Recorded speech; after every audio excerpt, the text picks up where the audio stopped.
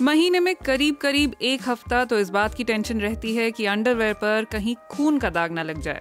हालांकि पीरियड्स के बाद भी दाग लगने का सिलसिला रुकता नहीं है।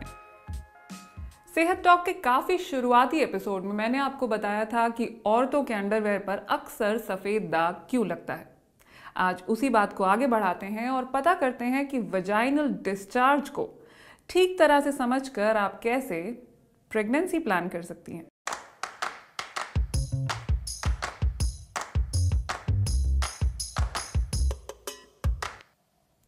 ल्यूकोरिया यानी वाइट डिस्चार्ज औरतों में बहुत कॉमन है, खासकर भारत और एशिया के दूसरे देशों में।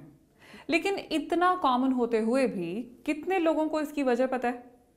आप प्रेग्नेंट हैं या प्रेग्नेंट होना चाह रही हैं, टीनेजर हैं या फिर mid aged, in any case vaginal discharge पर ध्यान देना जरूरी होता है।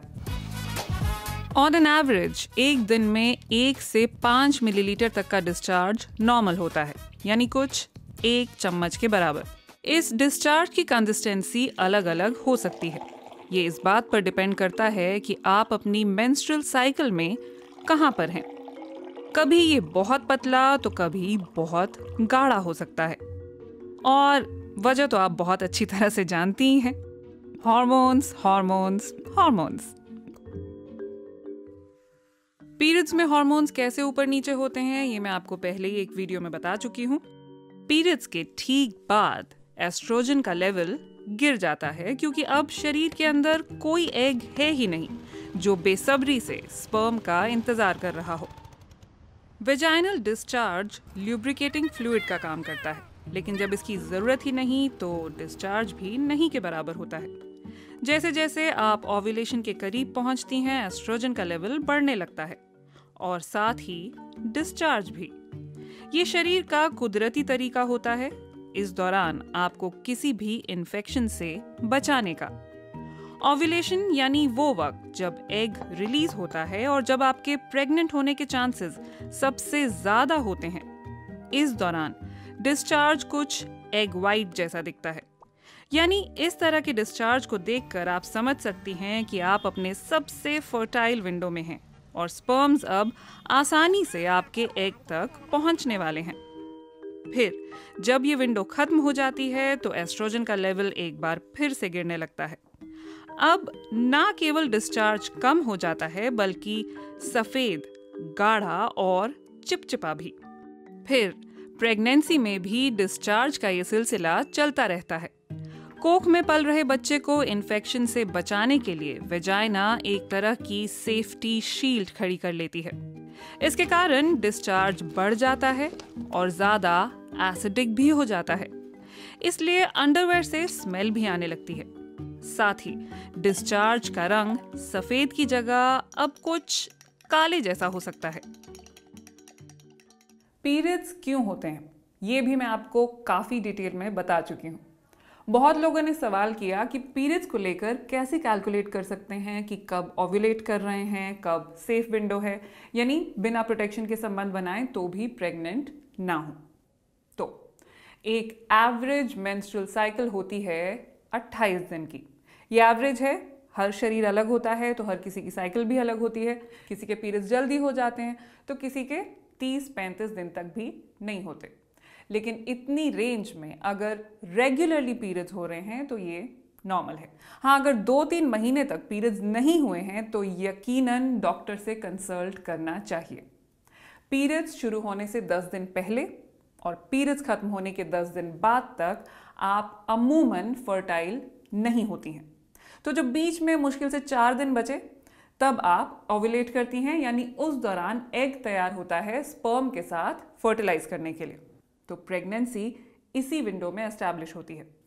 इसी वक्त पर आपका वजाइनल डिस्चार्ज बढ़ जाता है, एग वाइट जैसा दिखने लगता है। वैसे आजकल ऐसे कई ऐप्स हैं जो आपके लिए ये सब कैलकुलेट भी कर सकते हैं। लेकिन ध्यान रहे, प्रोटेक्शन आपको सिर्फ प्रेगनेंसी से ही प्रोटेक्ट नहीं करते हैं, अनवांटेड इन्फेक्शन से भी प्रोटेक्ट करते हैं। और इन्फेक्शन हो गया है ये बात भी वजाइनल डिस्चार्ज ही आपको बताता है। पीला या फिर हरे रंग का डिस्चार्ज इन्फेक्शन की ओर इशारा करता है, इसमें आपको फौरन डॉक्टर के पास जाना चाहिए, और तब भी अगर डिस्चार्ज बहुत ज्यादा ग्रे या फिर बहुत गाढ़ा सफेद हो जिसमें थक्के जमे हो। अगर पीरियड से ठीक पहले या ठीक बाद में रेड या ब्राउन डिस्चार्ज हो तो उसमें चिंता की कोई बात नहीं है। हाँ, अगर ऐसा बाकी के दिनों में होता है तो डॉक्टर से जरूर मिलें। और एक बात, जैसा कि मैं पहले भी आपको बता चुकी हूँ, डिस्चार्ज से छुटकारा पाने के लिए अगर आप बहुत ज्यादा साबुन या वेजाइनल क्लीनिंग प्रोडक्ट्स का इस्तेमाल करती हैं तो आपको फायदा कम और नुकसान ज्यादा देखने को मिलेगा, क्योंकि इससे आप वेजाइना में रहने वाले अच्छे बैक्टीरिया को नुकसान पहुंचाएंगी, वही बैक्टीरिया जो आपका सुरक्षा कवच बन रहे थे। फिर आपको और ज्यादा इन्फेक्शन होने लगेगी। बेसिकली वेजाइना की लाइनिंग में जो सेल्स होते हैं उनमें ग्लूकोज होता है।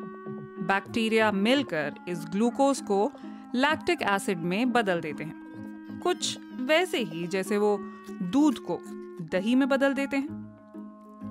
कुल मिलाकर हमारी योनि के अंदर बैक्टीरिया की पार्टी चल रही होती है। वेजाइनल डिस्चार्ज में ये बैक्टीरिया, उनका बनाया एसिड और वेजाइना की कोशिकाएं होती हैं। साथ ही इसमें सर्विक्स से निकलने वाला म्यूकस भी होता है, और ये बिल्कुल नॉर्मल होता है। तो कुल मिलाकर इस सब से बनता है वेजाइनल डिस्चार्ज, जो कि वेजाइना को इन्फेक्शन से बचाने का काम करता है। वेजाइनल डिस्चार्ज प्यूबर्टी से शुरू होता है और मेनोपॉज तक चलता है, यानी 13-14 साल से लेकर 40-45 की उम्र तक। मतलब जिंदगी का वो पूरा हिस्सा जब औरत मां बन सकती है, ये डिस्चार्ज आपका साथ देता है। इसलिए पीरियड्स की तरह इसे भी लेकर शर्माने की कोई जरूरत नहीं है। वैसे टू बी वेरी क्लियर, जिस उम्र में पीरियड्स होने शुरू होते हैं उसे प्यूबर्टी, और जिस उम्र में पीरियड्स खत्म हो जाते हैं उसे मेनोपॉज कहते हैं। और दोनों ही केसेस में एस्ट्रोजन नाम का जो हार्मोन होता है, शरीर में उसकी मात्रा काफी कम हो जाती है। इसी वजह से डिस्चार्ज भी ना के बराबर हो जाता है। उम्मीद है आज के वीडियो में भी आपने कुछ नया सीखा होगा। तो अपनी जिन फ्रेंड से आप खुलकर इस बारे में बात नहीं कर पा रही थी, उनके साथ ये वीडियो जरूर शेयर करें। अगले हफ्ते फिर मिलूंगी आपसे ऐसे ही एक मुद्दे के साथ जिस पर अक्सर लोग खुलकर बात नहीं करते। नमस्कार।